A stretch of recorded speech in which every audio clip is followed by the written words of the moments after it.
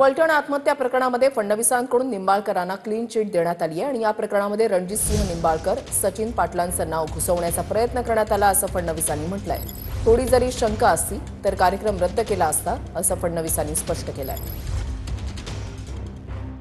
आमची एक लहान बहीण डॉक्टर संपदा मुंडे यांचा अतिशय दुर्दैवी अशा प्रकारचा मृत्यू झाला।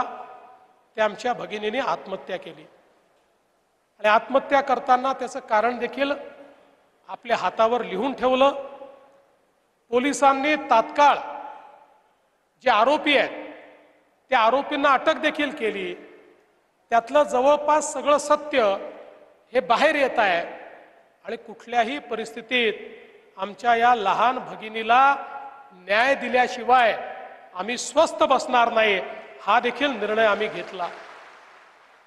पण अलीकडच्या काळामध्ये प्रत्येक गोष्टीत राजकारण घुसवायचं अशा प्रकारचा अतिशय निंदनीय प्रयत्न या ठिकाणी होताना पाहायला मिळाला आणि काहीही कारण नसताना या ठिकाणी रणजितदादांचं, सचिनदादांचं नाव याच्यात घुसवण्याचा प्रयत्न करण्यात आला।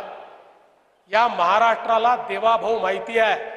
एवढीशी जरी शंका असते प्रोग्राम रद्द करून या ठिकाणी आलो नसतो।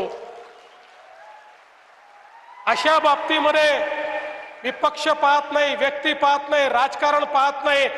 जिथे माझ्या लहान भगिनीचा विषय आहे तिथे कुठलाही कॉम्प्रोमाइज मी करत नाही। तपास अधिकारी मुख्यमंत्री झाले का? मुख्यमंत्र्यांनी तपास केला का या सगळ्या विषयाचा? इथले लोक तर तुम्हाला क्लीन चिटच देणार, पण त्यांचे कोणत्याही अधिकाऱ्याला चौकशीला द्या तुम्ही, तो क्लीन चिट देणार। या मुलींना आत्महत्या काय मुख्यमंत्री येऊ नये म्हणून केली? या मुलीनं पत्र काय मुख्यमंत्री येऊ नये म्हणून केलं? आज लिहिलं तिनं, परवा आत्महत्या केली या मुलीनं। काहीतरी ताळ तंत्र ठेवून बोललं पाहिजे ना।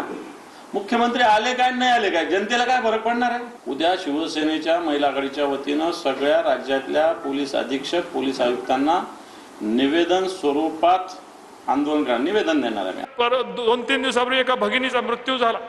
मृत्यूचं कारण हातामध्ये लिहून ठेवलं। पण माझ्या बाबतीत या ठिकाणी राज्यामध्ये आपण येणार आहात, आपण येऊ नये म्हणून गलिच्छ असं राजकारण झालं। पण राजकारणाला साहेब या लोकांना परिस्थिती माहिती, रणजितसिंह निंबाळकर कधी चुकणार नाही। अनेक वेदना होतात, मलाही माझ्या 2 मुली आहेत। अशा घाणेरड्या प्रसंगाशी जेव्हा आमचं नाव जोडलं गेलं जातं मनाला हळहळ होते।